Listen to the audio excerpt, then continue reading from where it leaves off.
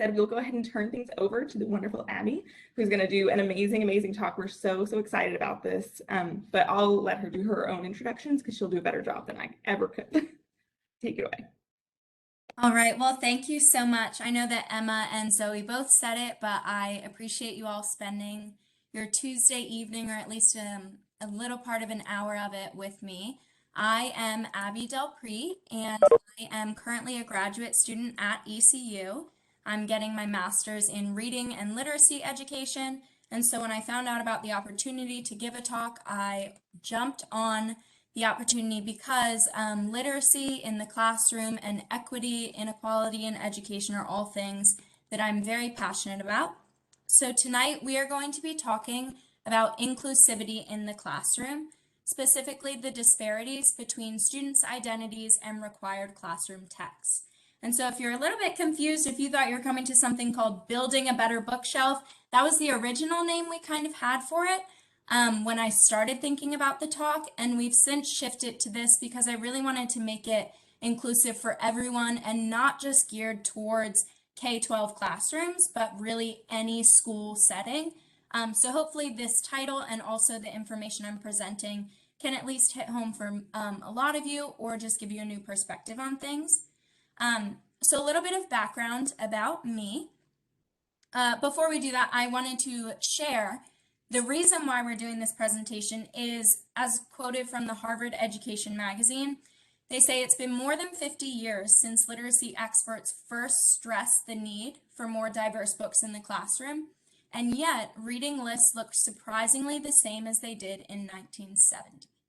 And so if we think about the students we have now in K-12 classrooms and also higher education, we know that the world is definitely changing, becoming much more diverse in incredible ways. And so to think that the books that we've been reading for so many years, they really don't apply and probably never have to the students that are in classrooms. So it's really important that we include books and texts that really relate to the lives of our students.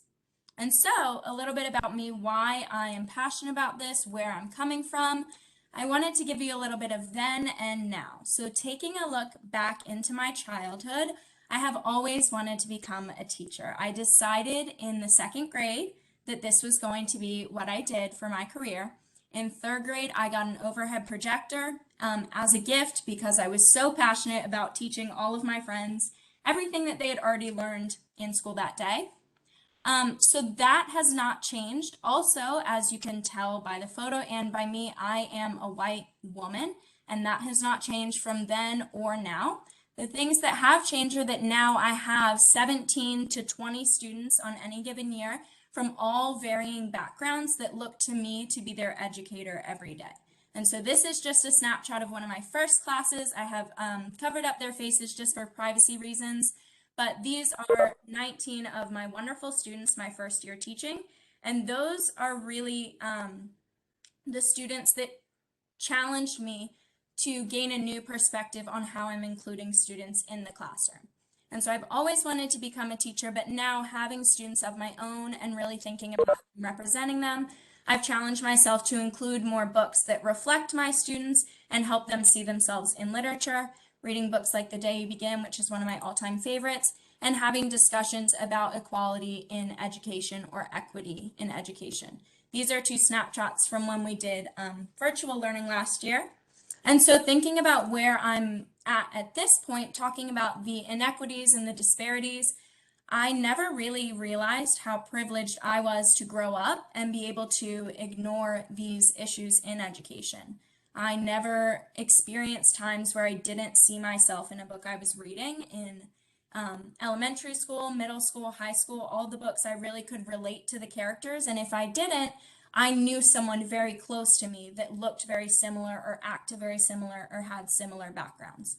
And once I had students of my own and started thinking about planning lessons and these things, I realized that that really is not the case for students. And I'm speaking specifically from a K-12 background, but this applies to all education in general.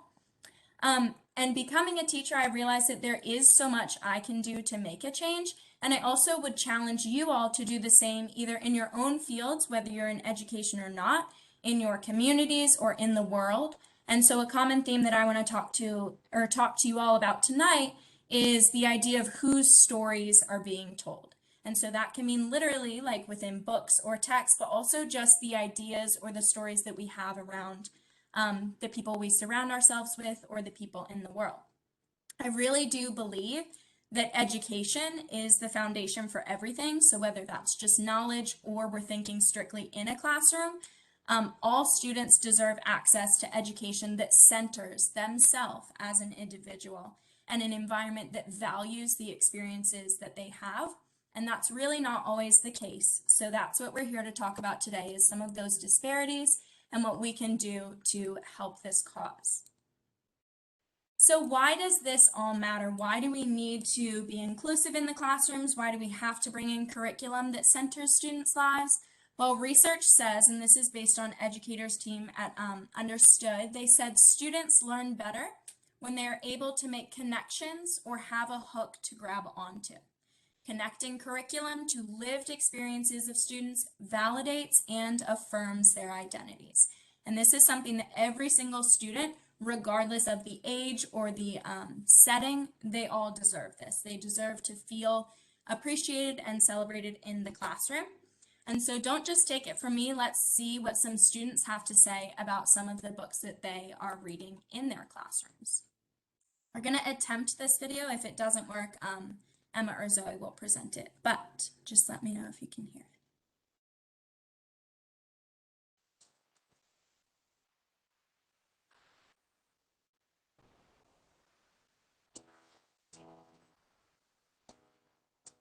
So hey guys, I just wanted to ask you a couple questions about books. I'm an author, right? Do you guys love to read? I read like fantasy books. Do you really? Yeah. Do you think that the character looks like you? Yeah. I think because he's like he had black hair and he's white. What is the normal character that you read in books? A young white person. Do you encounter characters that look like you in books? It doesn't, I didn't really think about it. It wasn't any different, except that there's dim sum. And you have a little experience with dim sum as I have well. a lot of experience with this. I've been reading Fancy Nancy. Well, she's white, but I like that her and her friend are friends, but her friend is an African American. And it's almost like me and my neighbor friend. But because me and her, I'm white. I'm an African American, Yeah. but she is sort of white. But we're still friends, like Fancy Nancy is with her friend Bree.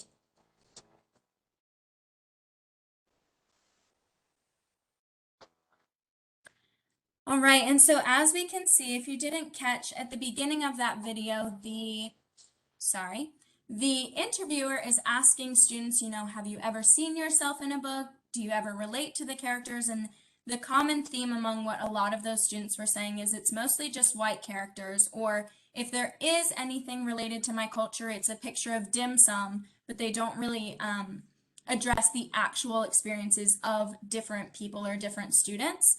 And as we can see, young people, even as early as kindergarten or even before, are noticing these things.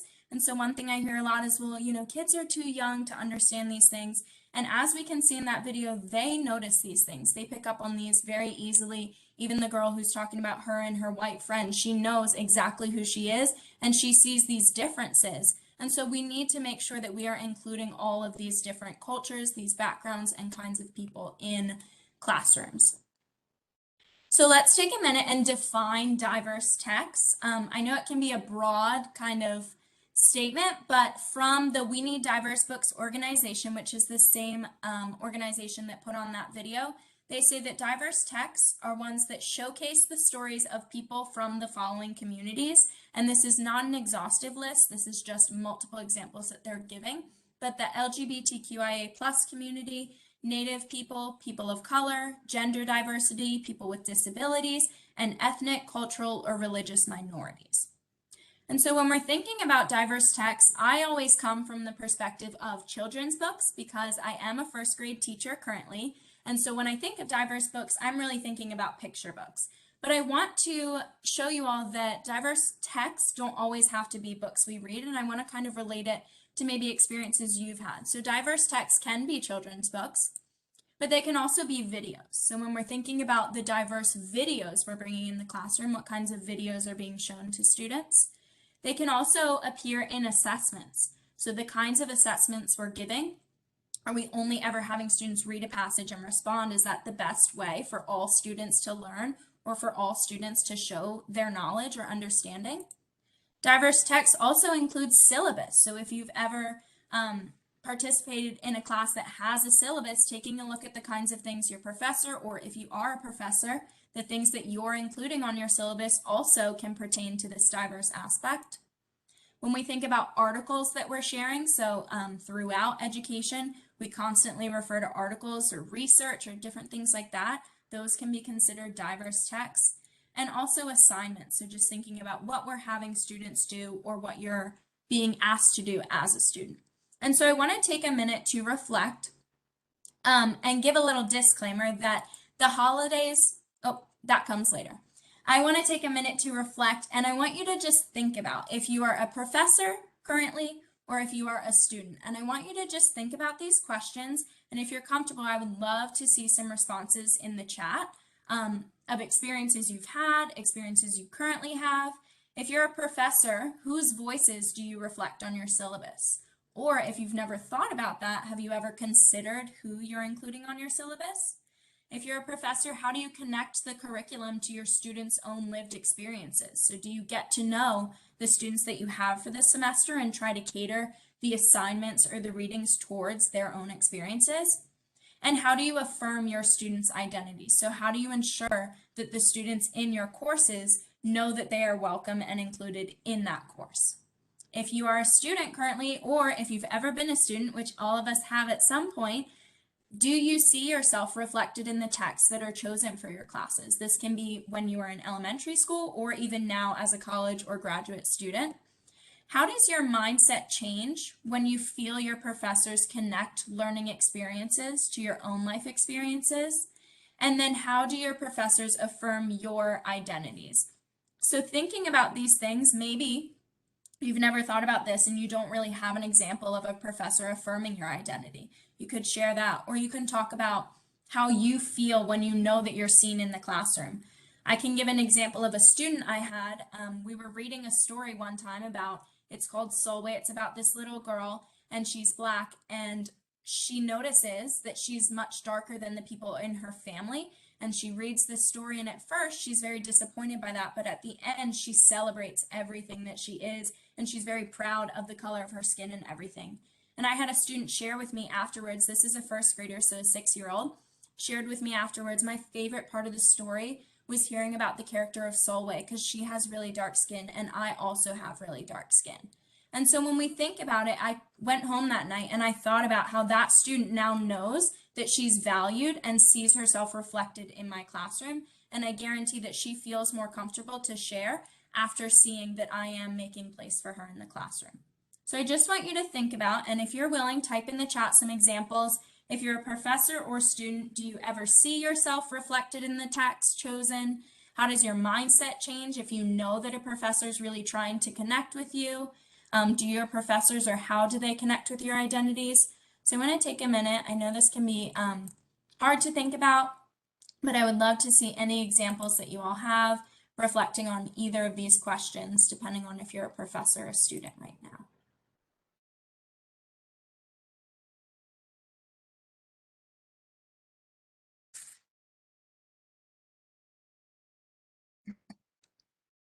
I got a response from somebody who sent it to me personally. I'm going to just assume, and this person is welcome to correct me, but this person is some type of instructor.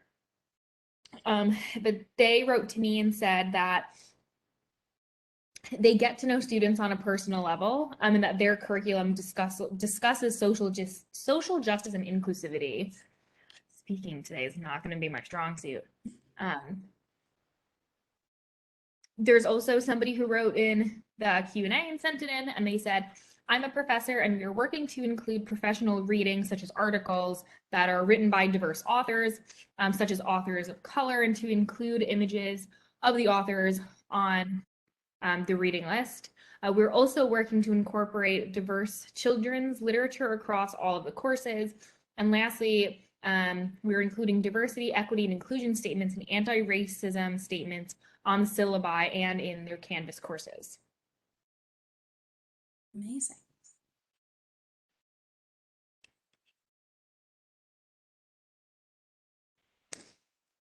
We also had a couple of students who sent responses. One student says, I appreciate when professors discuss issues on race and acknowledge the racist history of our profession rather than just brush it under the table and dismiss it.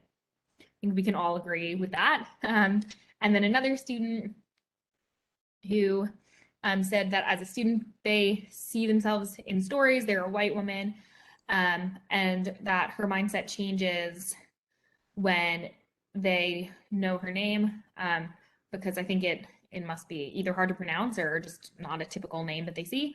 And then her mindset changes when I guess professors know her name and get it wrong throughout the year. I'm sorry if I explained that incorrectly. You can correct me. I'm trying my best. And then the last message that we have right now says that that they think when a professor connects with them as a student, it makes them feel more welcome in the course and increases their engagement level. Awesome. So all great things. If you're currently typing, feel free to continue to send those messages in. Don't think that because I'm moving on, you have to stop. I would love to hear any thoughts or feelings that you have. And so I think we can all agree that when someone takes the time to get to know us, to understand us, or to include us in the classroom, it makes us feel a bigger part of that environment and feel included. And so I want to take a minute to talk about this guiding question that I'm kind of focusing on today: whose stories are being told? And so I'm thinking about this in the classroom. There are three main ways that we should be including students and giving opportunities with the text that we're using. And I want you to broaden your understanding of what a text is. I know I tend to come from that idea of all text being children's books because it's what I work with all day long, but we're really thinking about syllabus, videos, articles, all of those things, whose stories are being told in these. And so one way that we include these texts in the classroom is as a mirror.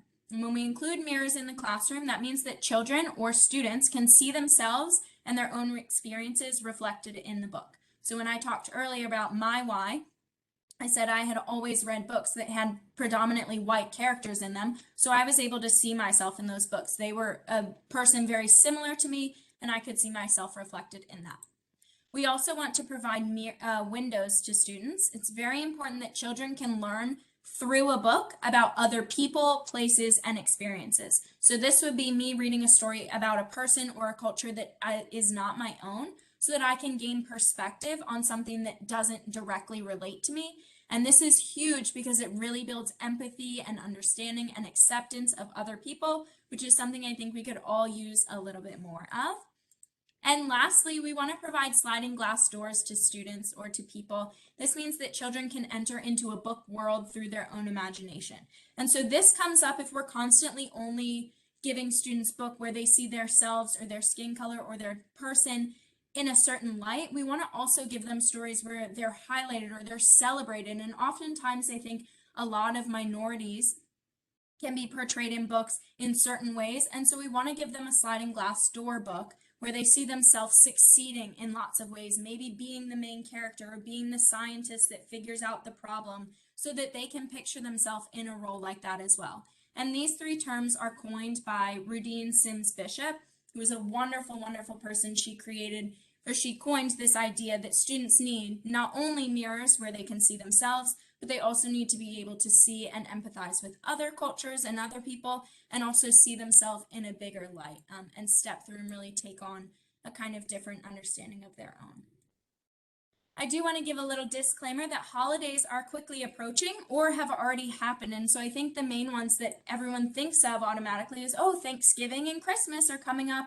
But when we think about it, Diwali, a very big Indian holiday, has already passed, and there's so many other holidays around this time. I just want you to think, you don't have to type in the chat at this point, but what stories are we telling to kids? So when we're sitting in classrooms throughout education, what holidays are being highlighted in these classrooms, what holidays are being celebrated. And we also want to think about the days off. I know that in becoming my own classroom teacher, I found it very interesting that the holidays that we have off are all holidays where I was celebrating things. So I have Christmas break off and I celebrate Christmas with my family. A lot of my students are Indian and they did not have Diwali off. However, that's one of their biggest celebrations. And so to think about these things, it's a huge inequity in schools right now. And we want to think about how these stories of these students aren't really being told, especially with Thanksgiving coming up. If we're only telling stories about pilgrims coming to America and sitting around a table and feasting, that's not an accurate portrayal to a whole group of people who is being silenced through that story that we're not telling. And so that's just a quick disclaimer, because I know this time of year there's lots of things going on, but even in conversations with people, if you have students of your own, if you have children of your own, if you're a professor, thinking about trying to include all of the different holidays can seem overwhelming, but it really affirms those students in your classroom to show them that you care about what they are doing and what's happening in their own lives.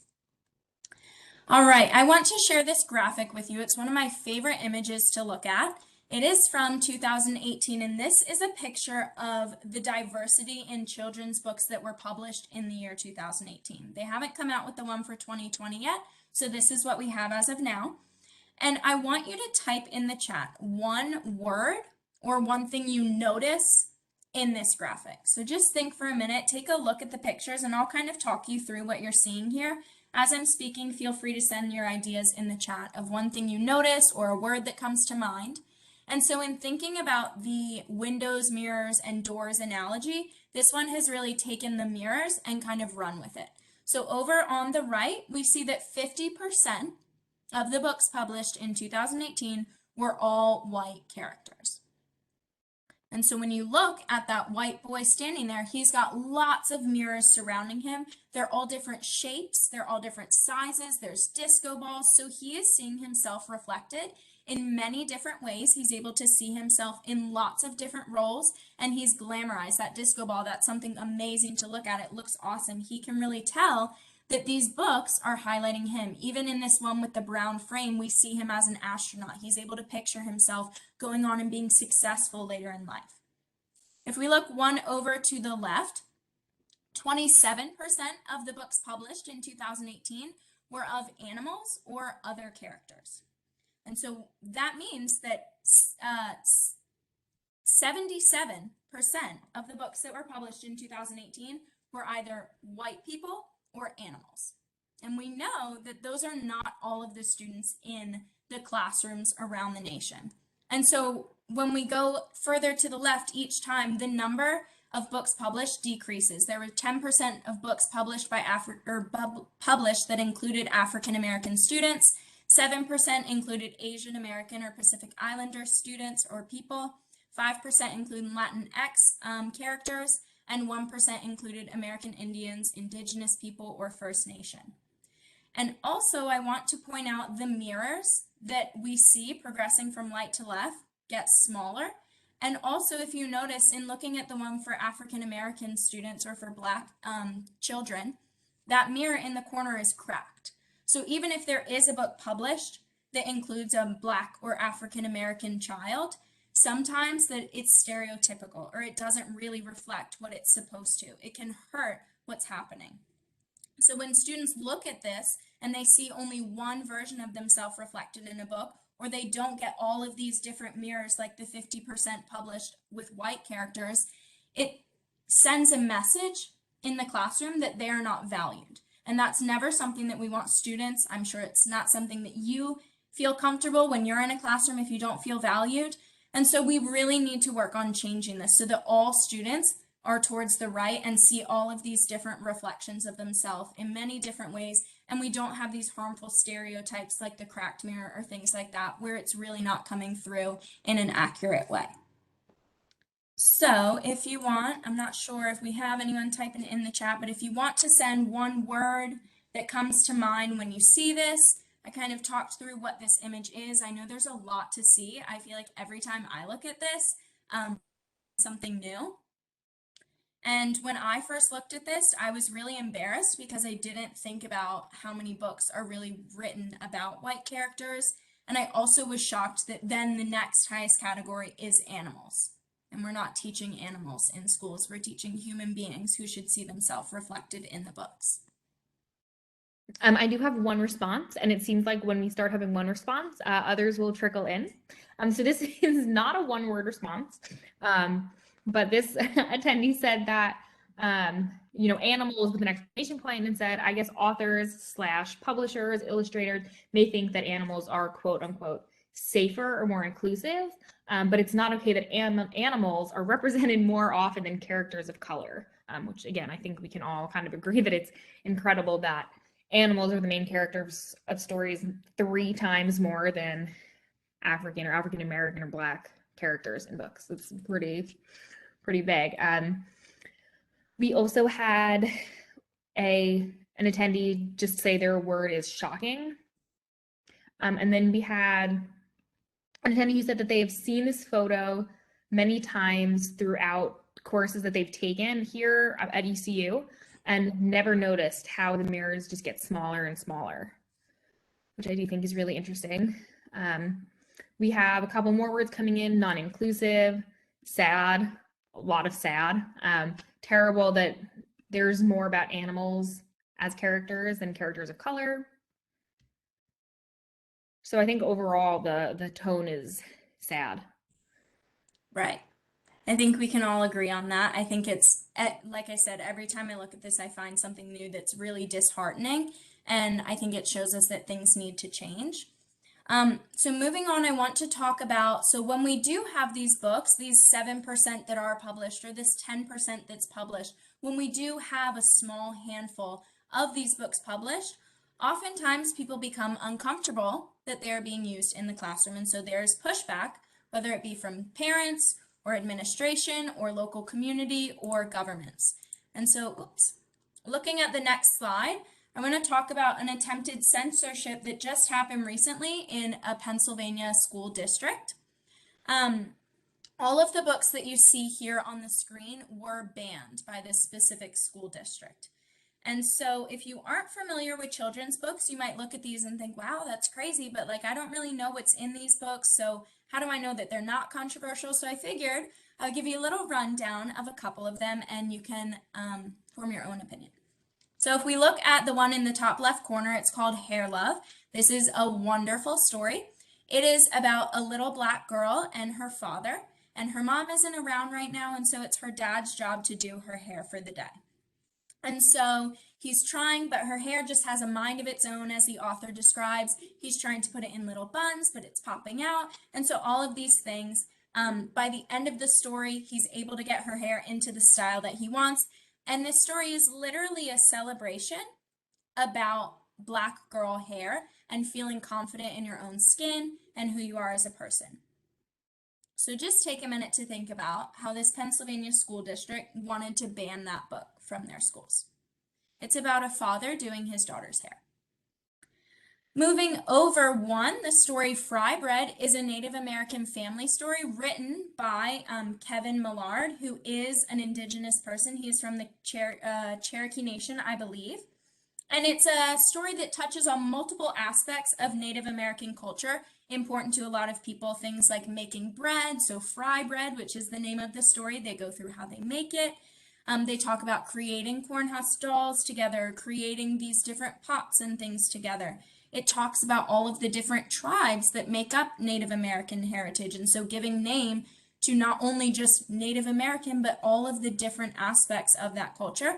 And so this story is literally about celebrating the culture of Native American or Indigenous people. And that's all it is. It goes through these different things that they do and celebrate. So thinking about it, why would a Pennsylvania school district want to ban this book? And unfortunately, the rest of these books follow very similar patterns. When I first heard about this, it was through an Instagram account that I follow with education, talking about you need to know about this. And I was scrolling through looking at the books and my jaw dropped because every single book that I saw on that Instagram is a book I have on my shelf in my classroom that I think is so powerful and so affirming to many of the students I have, and none of them are even slightly controversial. And so when we think about these things, we really cannot ignore what's going on in our country, within our own home state, in states very close by. And the students of Pennsylvania also agreed. So I want to show you some images. Luckily, this censorship, these books that were banned from the district, it got overturned because of pushback from students. So I want to show you some of these pictures. Take a minute just to read some of the signs. Take a minute to notice who is in the crowd, who is protesting these books being from their schools. There are babies, there are middle schoolers and high schoolers. And I just want to remind you that what they are protesting is their right to read in schools, their right to have books that reflect themselves in the classrooms that they are in, their right to see other cultures or other people reflected in the classrooms that they are a part of. And then in this picture, when I saw these images, what struck me the most, what made me so shocked was how young some of these people are. And I thought about how these students, these middle schoolers, these high schoolers, even some babies who've been brought by their parents, are not the people that should have to be out there fighting for their right to read books that reflect themselves in the classrooms. And so just take a minute. This image in the top left corner I find to be so powerful. All of the books displayed, and there's so many others that I wasn't able to include on the slide that really follow the same patterns. They're so uplifting, they're so celebratory of all different kinds of people, and they reflect the students in that school district. And so think about, why would this school district want to ban all of these books that affirm all of these students' identities? And one more. So we know that diverse books help teach empathy and acceptance and grace, and these young people really understand that. But there's unfortunately so many communities and local government leaders or politicians that don't really see how crucial they are to the classroom. These books really help students feel welcome. Think back to when we reflected a minute ago how you feel when a professor or a teacher gets to know you as an individual or includes you in the classroom. That's what these students are asking for, just to see themselves in the classroom. And so I want to take a second to talk about some high school type texts and think about, okay, well, sometimes there are books that, might have controversial topics. And so let's talk about those. I want to compare 3 different books that all address similar, what you might call controversial topics: violence, drugs, sexuality, profanity, these types of things. As I go through, I'm going to reveal some of the topics that are covered in the books, but I'm going to leave the name of the books a secret until the end.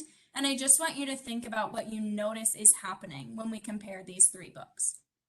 So the first book deals with controversial topics such as adultery or sexuality, religion, profanity, violence, and women's autonomy over their body choices. The second book deals with controversial topics such as murder, violence, profanity, racist terms and slurs, and has a very demoralizing theme. And looking at the third book, we have, again, murder, violence, profanity, racist terms, and sexuality. Let's take a look into when these books were written. The first book was written in 1850. The second book was written in 1954. And the third book was written in 2017. And so I know a lot of these topics are very similar, but in thinking about when we include these in the classroom, or if they should be included in the classroom, the first book is The Scarlet Letter. Many people reference this as a classic must-read in high school English classes. It's written by Nathaniel Hawthorne, who happens to be an old white guy. The second book is The Lord of the Flies, which again is a classic must-read in high school English classes, written by William Golding, who also happens to be a white male. I'm sure many of us, if we didn't read these in high school, we knew someone in another class that read these. They're very popular in high school English classes, oftentimes required by the district. And the third book, unfortunately, has been said by many people to be inappropriate to read in schools. It's banned from many school libraries. And what that means is that the district has decided that this book touches on too many controversial topics that it should not be allowed in school libraries and cannot be read to students. This book is written by the wonderful Angie Thomas. And so I want you to take a minute and reflect. The first two are often referred to as classic reads that we always include in high school English classes, that people often know of very well, and they're written by white men. The third book, who has much more relevance to students' lives right now, touches on lots of topics that students are currently going through, is written by a Black woman in 2017, and many people find it much too inappropriate to even include in the school library, much less teach it in their English class. And so I want you to think and go back to that question about whose stories are being told. And I want to be very clear that I'm not suggesting any of these books should be banned. I'm not suggesting the first two that are, quote, classics in English classrooms should be banned. Censorship is not the answer, and books should not be banned. A well-rounded and inclusive curriculum that showcases all different people, cultures, and issues is the answer. So when we think about these things, I often hear people say, well, the hate you give is just it's too graphic for students. They can't read that. It just covers too many controversial topics. Well, think about those first two books. They cover very similar topics, and some even more than The Hate You Give does. But yet those are considered classic reads that all students should be exposed to in our classrooms. And so I just want you to think about, if we aren't banning those first two books, why are we banning the third one? Again, I'm not suggesting the first two should be banned by any means. I think that all books should be celebrated in the classroom, but we want to make sure that we are not scared of certain books because they're, quote, too controversial, when in reality, the books we are already teaching are also covering the same, quote unquote, controversial topics. I want to leave you with one last image before we kind of talk about what we can do and the steps we can take. Not only are books being published and then banned, but if we look at the publishing industry overall, there are some shocking statistics. This was done by Lee and Low Books in 2019. When we look at who is in the publishing industry, 76% of people are white. 74% of people are cis women. And then the next largest category, 23%, are cis men. 81% identify as straight heterosexual. And 89% of people are non-disabled. So going back to that question of whose stories are being told, what is the reason we don't have as many books? When we think about that graphic, why are there so little books being published by different people, people of color, people with different backgrounds, people with different sexual orientations? And maybe this has to do with it. So now, what are some things that we can do? What can you do? I want to leave you with some things that you can actually take away tonight and either implement in your own life or just kind of ponder. The first thing that I think is so important is to be a consumer. And so when we do have these books that are published, we want to sell them out. We want to get them off the shelves so that publishing companies understand that we want these books. You can buy books from BIPOC or LGBTQIA owned bookstores, and that's not an exhaustive list. On the next slide, I have lots of different bookstores that I'll share with you all so that we can support other companies other than Amazon or people or different companies like that. You want to get involved in your local elections for the school board or volunteer in schools in the community. When we think about that Pennsylvania book ban, the one with all the students who had to protest, those books were banned by the school district. And so when we think about who we are electing into different positions, that's very important, and your vote really does matter. If you also have the time or the capacity, you can volunteer in schools in the community, help them get books into their library, or help them understand the importance of these things. You can advocate for diverse books in the classroom. And again, when I say diverse books, I mean texts in general, not just children's books. I always come back to that, but thinking about syllabus and articles and videos, try and share with friends or colleagues or professors, and challenge them to think about really what you're including in the classroom. A lot of book bans, like I said, have been overturned from pushback from the local community. When we looked at those Pennsylvania books, all of those books were going to be banned from being read in that school district, and that was overturned because of all the protests by those students. You can donate diverse books to your local elementary, middle, or high school libraries, because we know that sometimes funds are short and we can't always have access to these resources. So if you are able, you can donate some of these books. You can collaborate with local libraries to advocate for ordering more diverse texts. How wonderful would it be to go speak with your local librarian and ask them, how do you order books? Which books do you choose? And can I help you maybe look through them? Can I show you a book that I really like? Or trying to help them understand the importance of ordering these books so that if students don't see these books in the classroom, they certainly will in their local libraries. And also, if you're a professor or if you're a student thinking about diversifying your syllabus, this means the texts you share, the articles you read, the videos you present, are they all from one perspective? It also includes who you invite to the classroom to speak or who's presenting to students.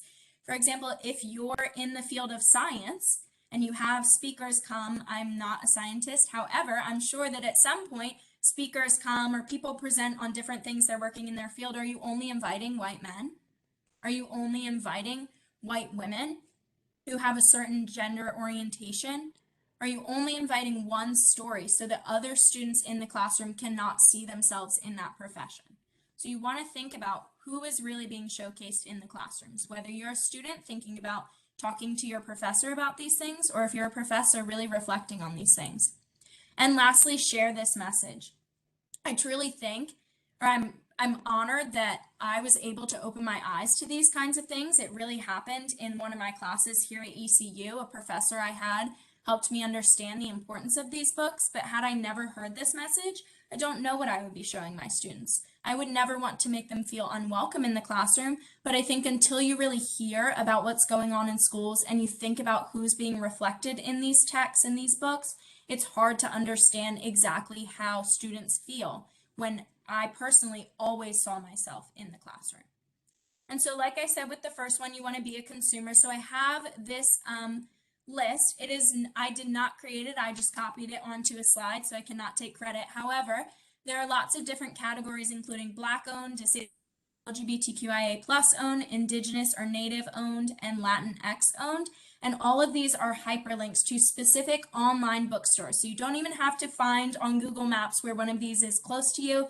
If you click on the link, the next time you're doing book shopping, I strongly encourage you, before you click purchase on Amazon, check out one of these stores and see if they have it in stock. I know that sometimes their supply is more limited because they don't have the capacity to carry every book, but I really challenge you to think about where you're ordering from so that we can support all these different people and show publishing companies that we want diverse books and that we're willing to use our money in that way.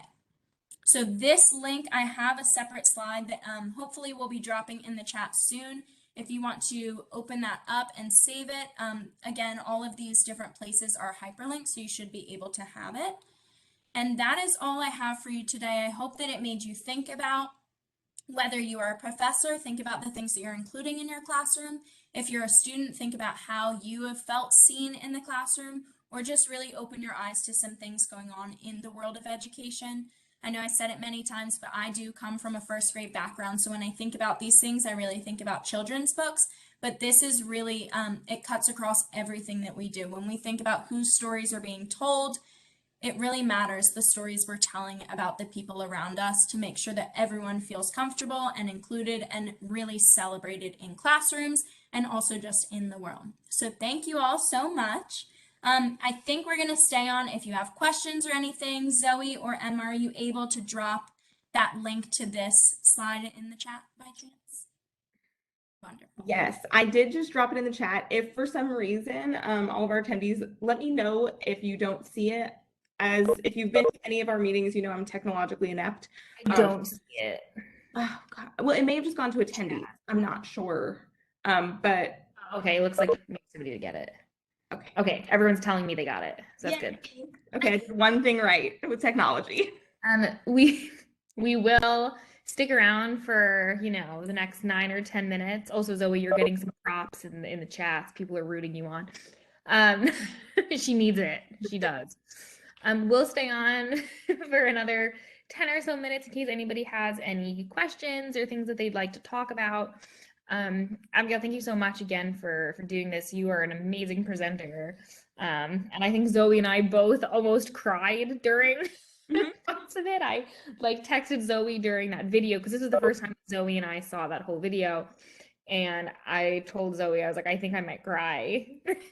So we have a lot of people sending in just, really great job and thanking you for being here. And that people loved the message of affirming identities through children's literature. So again, we'll stay on for a few minutes if needed. This was also recorded and it should email me the link. So we should get this up on the graduate school's website in case you want to share it with anyone. But yeah, if there are no questions. Yes, thank you to everyone who came and listened. I obviously think it's such an important message, and I'm really glad that you all see the value in it as well. So thank you for spending a little under an hour with us. It means a lot, and that you got something from it. If there are no questions, then we will go ahead and close out. We will have another talk in second week of December, I think. So we hope to see everyone there. Yay, thank you all so much for joining us. And thank you to our amazing, amazing interpreters. We appreciate you all so, so much. I think it's hilarious because we, Emma and I, and then all of our speakers, Abby, yourself included, we all speak at completely different rates. And I just appreciate you all being so flexible with us and understanding because some of our slang too gets kind of crazy. So we appreciate you all as always. And Abby, you did such an incredible job. I have to tell you, you are an amazing, amazing speaker. I thought your message and everything got across so clearly, and I loved the presentation. And we really were nearly in tears with your story too about the young girl that you had in your class that was talking about, her skin color being affirmed. I was like, oh, I could never be a teacher. I would cry every single day. Oh, I do. I couldn't cry in front. Luckily, it was virtual when that happened, so I did it last year, so I was able to log off and have 5 minutes. And I had a little cry, and then I was like, all right, you got to get back together. But yeah, that was it's still one of the most powerful moments in my teaching career. I just was like, I'm so happy that she felt that way and, saw that. So. Yeah, and then felt comfortable enough to share it with you. That's really amazing. Yeah. Oh. Love that. Such a sweet little girl. I'll never forget her ever in my life. Oh, that's amazing. I'm glad you are a teacher. You are obviously incredible at what you do. I'm glad they have you. Thank you very much. Thank you all for giving me the opportunity to speak on this. I think it really helped